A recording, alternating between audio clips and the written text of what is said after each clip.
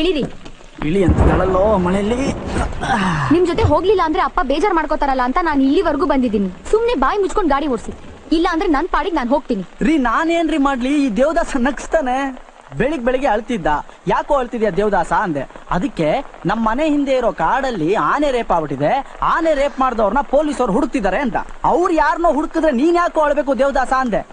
ಅದಕ್ಕೆ ಏನ್ ಹೇಳ್ತಾನೆ ಗೊತ್ತೇನ್ರಿ, ಆನೆನ್ ರೇಪ್ ಮಾಡಿದ್ ನಾನೇ ಅಂತ ಪೊಲೀಸ್ ಅವ್ರಿಗೆ ಡೌಟ್ ಬಂದಿದೆ ಅಂತಾನೆ. ನಿನ್ ಕೈಲಿ ಆನೆನ್ ಎಲ್ಲಿ ರೇಪ್ ಮಾಡಕ್ ಆಗುತ್ತೆ ದೇವದಾಸ್?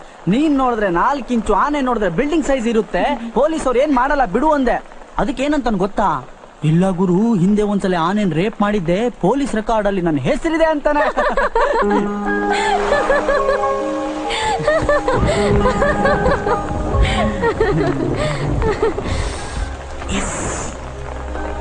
ಹುಡುಗಿ ನಗ್ತಾ ಇದ್ದಾಳೆ ಅಂದ್ರೆ ಒಳ್ಳೊಳಗೆ ನನ್ನ ಬಗ್ಗೆ ಏನೋ ಇರ್ಬೇಕು ಕಣ.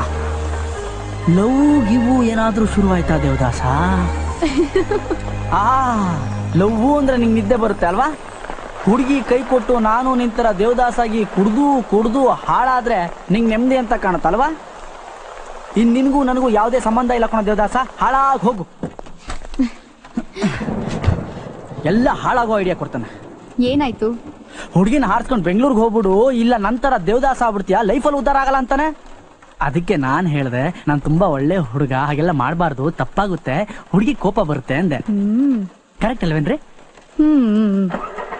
ಹೋಗಣ್ವಾ?